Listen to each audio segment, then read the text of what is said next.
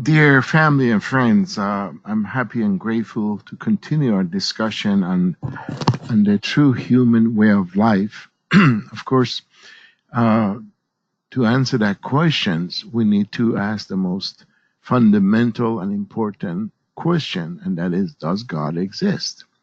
And if so, then we need to understand God's nature. And then from that, we can understand God's purpose for creating us and who we are and our true human way of life. And so then we begin with the assumption that God does exist, and from that we build our worldview. We're going to call it Godism, worldview. That means a world centered on God. And from that we need first to understand the ideal. We need to understand why and how and the way God made us. And then understanding why there's a breakdown, why there's so much pain and suffering in this world.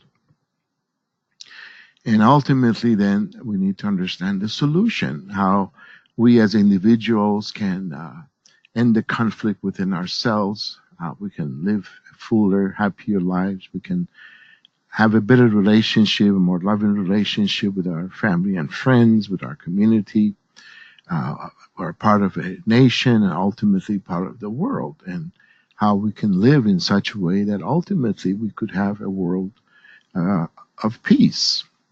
And also we can extend our understanding to the past, to the present, and to the future, that whatever we do based on our understanding of who we are, it's going to affect our children and our grandchildren and the world at large. So then we begin then our discussion based on on the fact that there has to be a first cause. And why do we say that? Because using a scientific approach, and the most basic law of universe is that of cause and effect. Let's say you're looking at your computer right now and watching this video. Well, that's an effect. It came from somewhere. Let's say it came from a factory. Well, the factory maybe was designed by a certain person, and person came from somewhere else and had parents and grandparents and so forth. So ultimately, we can realize that we live in a world of matter, of this creation, and that if you go back far enough, we're going to get to a point that there is no more such a thing as matter. So we are in this world of effect, and ultimately we need to reach what we call a first cause. And that's what we call God. God as the first cause, a causal reality. Now, some people call God Allah or other names, but the main thing is understanding. When we say God, we're talking about the very first reality. And from that, at some point, we know that, for example, science talk about the Big Bang.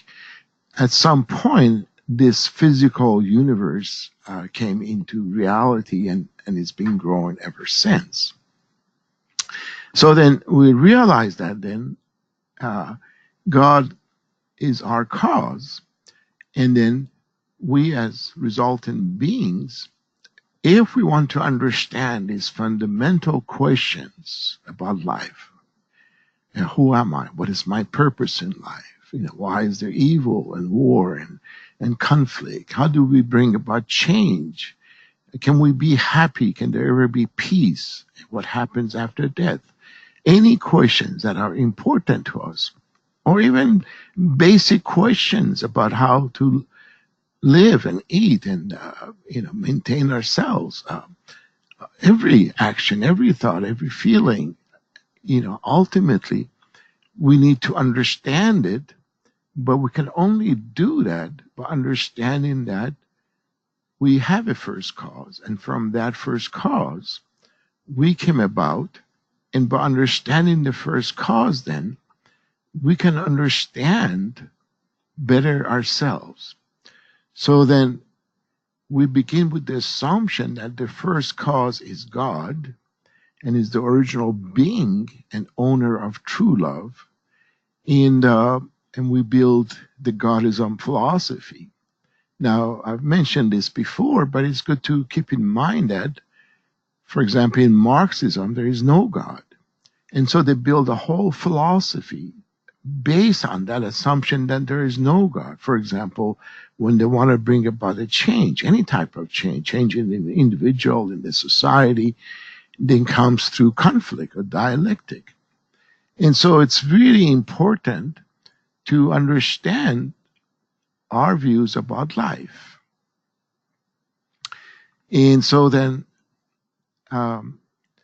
we begin by trying to understand the universe around us and thus get some understanding about God. And of course, remember, we talked about truth in the first video. And so the principles that we discover, the truth that we discover, we can always check to make sure they are eternal, they're universal, they're constructive, they're instructive, they're unchanging, they're absolute. And then we can apply them. And if they, of course, work, then we know they are truth. And so then let's begin then by trying to understand God's divine nature. Now, God is invisible. We can't see God. So how do we go about understanding God? Well, we'll do the same thing as we do if we were going to understand an artist or a painter or a writer, someone's works of art. Let's say Michelangelo. Well, he's done a lot of beautiful paintings, and there are places as he's created. So by studying his works, we can begin to get some understanding about the character of that artist. So we do the same thing. You know, this is visible. We can look at that. And then the character is invisible. So we can look at the works to get an idea about the person who created them. In the same way, if we look at the creation and try and find some understanding that is truthful, then we can begin to see about God's nature. So then, by understanding the universe better, we can get a better understanding for God. And that's what we're going to do. And so then, for example, in Romans 1:20, it says, so we can understand the nature of God by observing the diverse things of creation. And that's exactly the same thing. By studying the creation, we can understand God. Now, some people have different faith and religions, but basically a truthful statement is a truthful statement, and it really, touches our hearts. We know it's true. But also Muslim, for example, they accept Old Testament, New Testament as books of God, inspired by God. Christians look at Old Testament and the New Testament also as Word of God. And of course, Jewish people accept the Old Testament. And other religions too. If you study their faith and their teachings, you begin to see the same things we're talking about here. And so then what I'm trying to, discuss with you here, again, finding truth, universal truth that we can find that applies to everything and everywhere. And so from that, we get a better understanding for God's nature.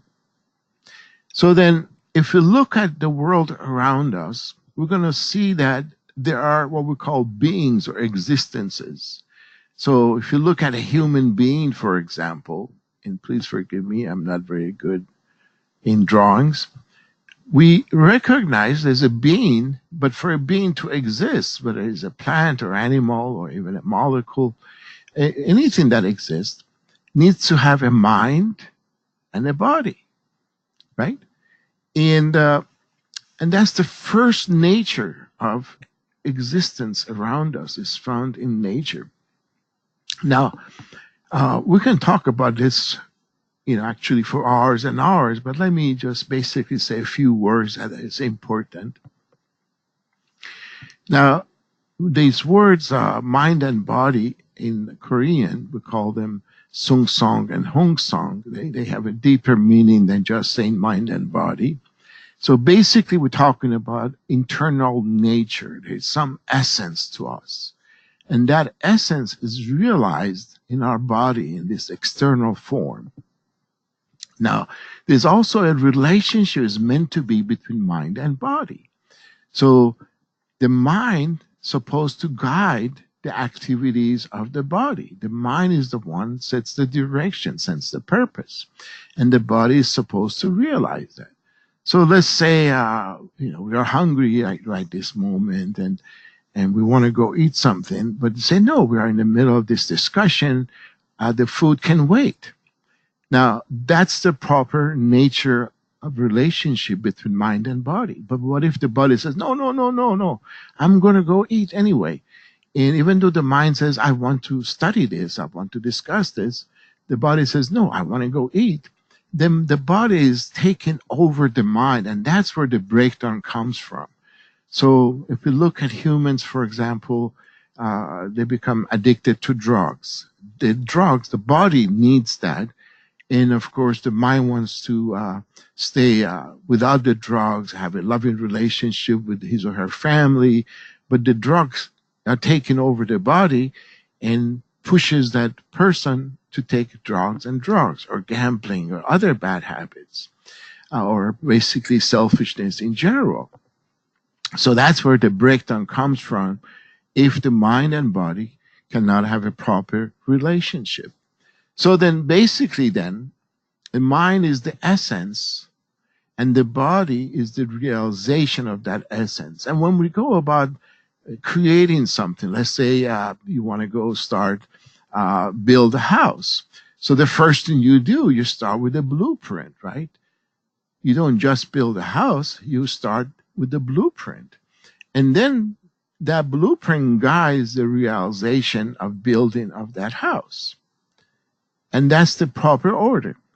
And so then this is a very important understanding about life, that our mind needs to guide our bodies. But ultimately, that's what we talk about, true human way of life. We need to be guided with our purpose. And so, unfortunately, some people, for example, their purpose in life is money or power or other things.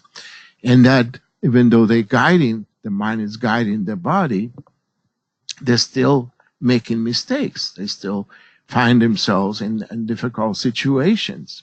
And the reason is their purpose is not clear. So ultimately, our purpose needs to come from our creator, just like the computer in front of you was created, designed, and created by someone, and that person put the purpose of how to use that computer inside of that computer. And so by understanding that, then we can use the computer to its fullest capabilities.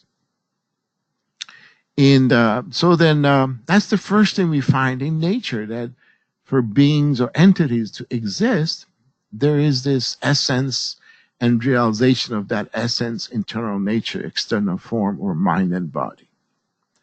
The second common elements we found in nature, in everything, is that there is a masculine and feminine nature. This is what in the East they call them the yang and the yin. But sometimes they think yang and yin means good and evil. Now, we don't mean by that. If anything, yang and yin, they're meant to be in a complementary relationship, just like mind and body is meant to be in a complementary relationship.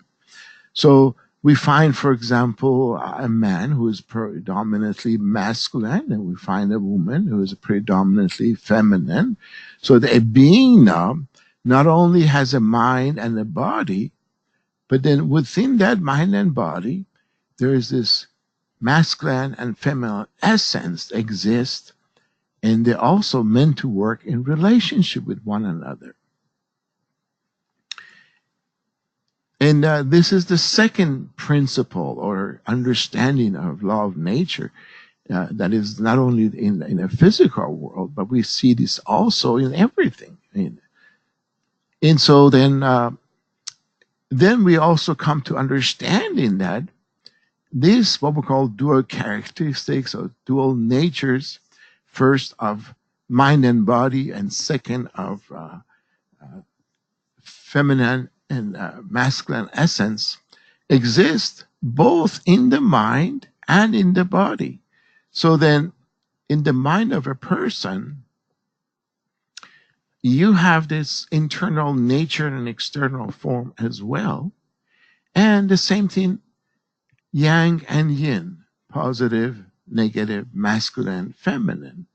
And then in the body too, you have the same thing. You have this internal nature and external form, and yang and yin. So let's make it simple. For example, a man, for example, he has a mind and a body. Inside of his mind, he's not always masculine. He's not always putting the law down or tell the kids, this is right, this is wrong, you can do this, you cannot do that. But sometimes he's nourishing, he's very feminine, he's very motherly. And of course, the body itself too, not only it looks masculine, but also we have natures that sometimes looks feminine. And so then we need to realize that both inside of our mind and body, we have this dual nature of masculine and feminine as well. So then every entity or being exists with dual characteristics of internal nature and external form. And then this is found in everything in nature, not just in human beings, but when we look around then, in everything that we find around us. So then let's start with a human. So first of all, we have a mind and body. And then there's masculine and feminine essence, or male and female. Again, a man can be masculine or feminine, or a woman can be also feminine and masculine. But a woman is predominantly feminine and a male is predominantly masculine.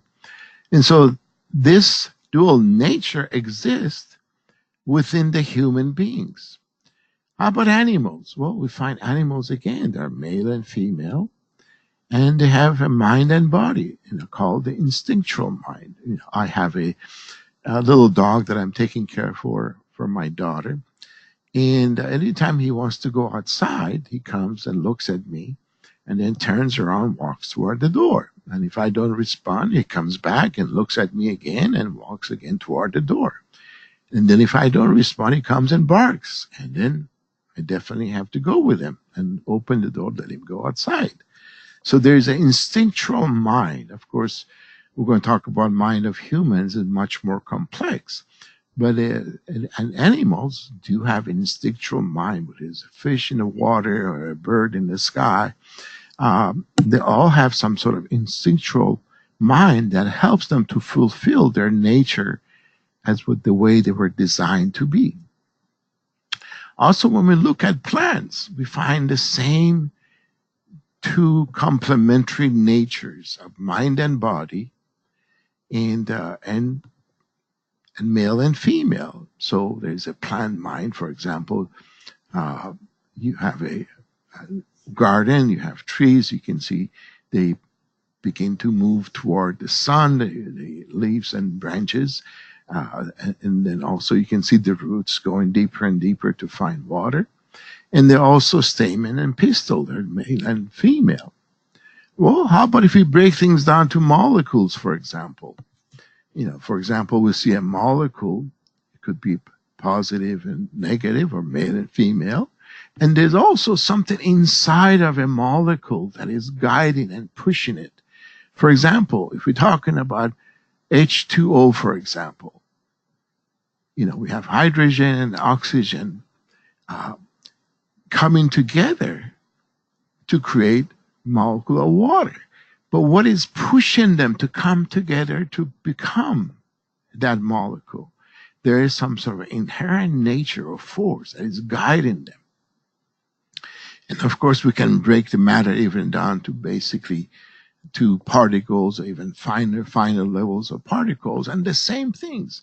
For example, we have positive minus negative particles, they come together, to create atoms and molecules and matter and so forth. So again, there is some inherent natures guiding the energy to fulfill what is meant to be its purpose. So we realize that every entity, every being, depends how you want to call it, to exist, they have mind and body, and they have also masculine, feminine, or positive, negative essence. Now, if we find this dual natures in the universe, in everything, and we talk about the law of cause and effect in the beginning, and remember, cause is always greater and could be at the most equal to effect. But here, in terms of God, of course, God is a lot bigger than humans and the universe. God created us. But the effect only comes about because there is a cause. And once we understand these universal natures of the creation, then where do they come from? Really think about it.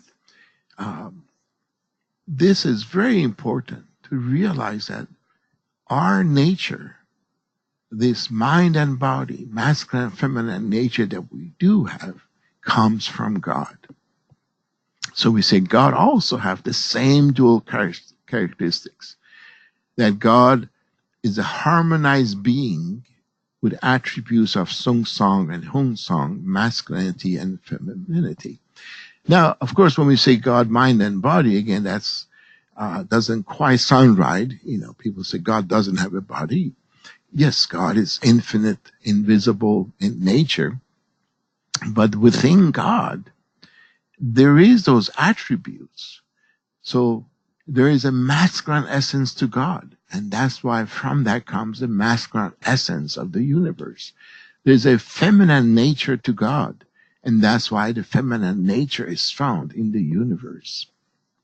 There is energy within God, and from that energy then comes the energy of the universe. So then God becomes this harmonized being that within God then has original nature, internal character, the Sung Song, and there's also the energy that exists within God, that together they work together to create the universe. And of course, again, there's a masculine and feminine essence as well that helps to bring about the realization of the universe. So this is profound. This is, to me, really, it's a beautiful and deep insight to understand. So then now we can begin to understand our relationship with God in a deeper sense, in a more clear way. What is the relationship we have with God? What's the relationship God has with us and with the universe? So then we realize that God is the first cause, and God created the universe using what we call principles of creation, the laws of creation. We'll discuss this more in depth in the next video. But basically, God's invisible nature is realized, and we can see a visible creation of God's work.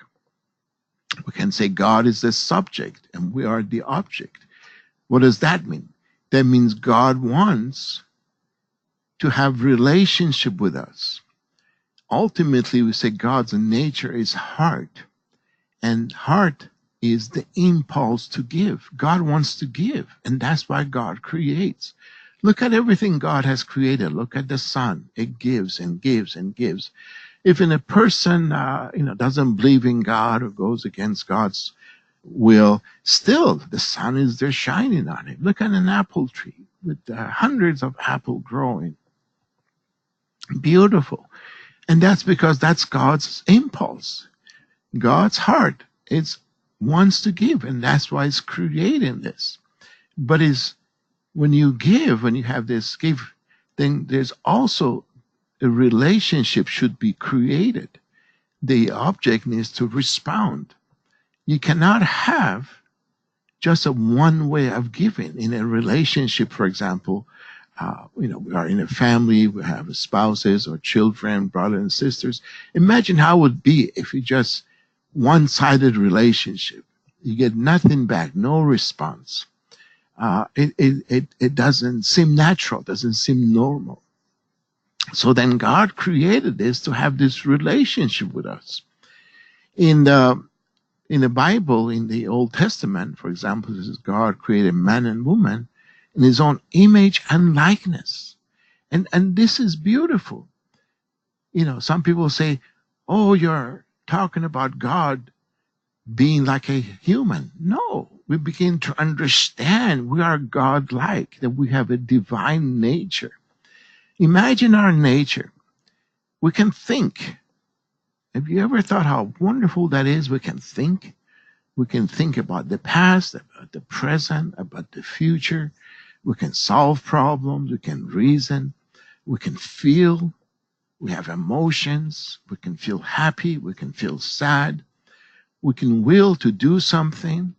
And we have infinite creative potential.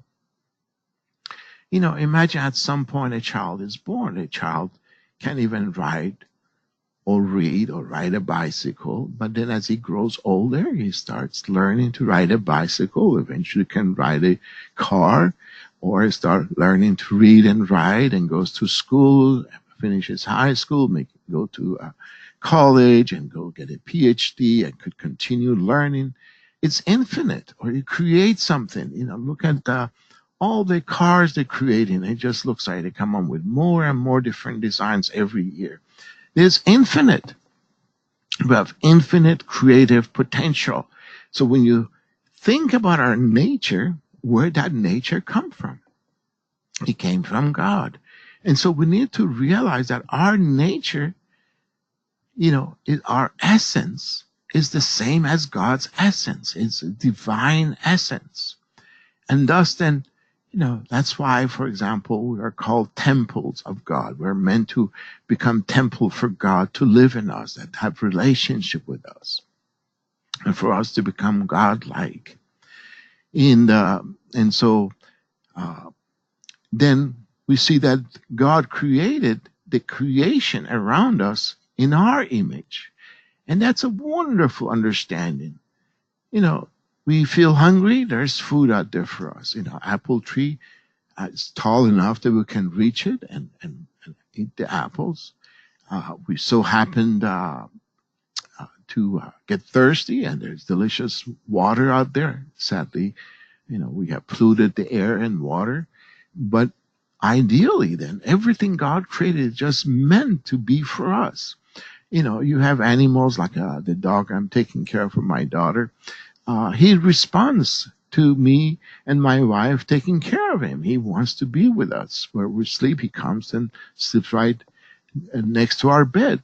And the same thing with anything. Even the wildest animal can be tamed because humans can love them and they can relate to them. And that's why we also relate to them. That's why we like animals. That's why we want to take care of our pets and the creation around us. So then we say that God created man in his whole image and likeness, and God created the creation as a symbol, as an image of man. And then we also have to have this loving relationship with the nature. And then by loving the nature, then we can also have a full relationship. So then this understanding actually started for me about 40 years ago. And when I first heard this understanding similar to what I share with you, I was at a workshop and I taped it. And then that was actually in the month of Ramadan. And some of you know I grew up as a Muslim. And I was fasting at that time. I was really searching for meaning of life and didn't know what to do with my life at that point. And I'd been searching actually for years. But then this was like the culmination of that search that I came across this teaching. And I was up in the morning, early in the morning, and I was playing this lesson about God's nature. And for the first time, I began to understand that God can also feel like we do. That God has emotions. That God can feel pain. God can feel joy. I mean, you put yourself in God's place. Imagine if you look at this world that God created. Imagine billions of years that it took for this creation come about, and then for the first man and woman to be created. And then to see the breakdown, even from the very beginning. We're going to talk about why the breakdown happened in another video. But imagine, you look at this world, you see hunger, you see war, you see so many breakdowns, all kinds, individuals, in the families, in the society, in the nation, in the world. It really makes you think, how does God feel? Now, some people look at God like he's a king. He's just a judge. And maybe he's looking at his creation and says, okay, this is the way you're supposed to be. Live this way. You go to heaven, a nice place I've created for you. And if you don't follow that, you're going to go to hell. Now, imagine how loving a parent would be if you have children. Or you can imagine if you don't have children, how a parent feels about his children. No matter how many times a child makes a mistake or disobeys the parents, you kind of stop loving that person. You don't want that person go to prison, go to hell. That's not love. And so if we really understand God, God would never want us to be in hell. Hell is something we created. God doesn't create hell. And even if we make mistakes, even a murderer, even the worst person in the world, the parent of that person still wants that person to be happy. So how would you think God feels about us? Would God want us to be in hell for the rest of eternity? I don't think so. I think if we see God as a loving parent, as a dad and a mom, and then we begin to have a relationship with God, with that understanding, it changes everything in our lives. Then talk about all the problems we find in the world. Let's say problem with man and woman. People don't know if they're a man or a woman, what the relationship is. But if we understand that we're both expression of God's love, we are a manifestation of God's nature, masculine and feminine, and we're meant to have a loving relationship, that solves all the problem with the man and woman. How about the problem between different colors, black, white, different colors? If we understand we are God's children, that solves all the problems.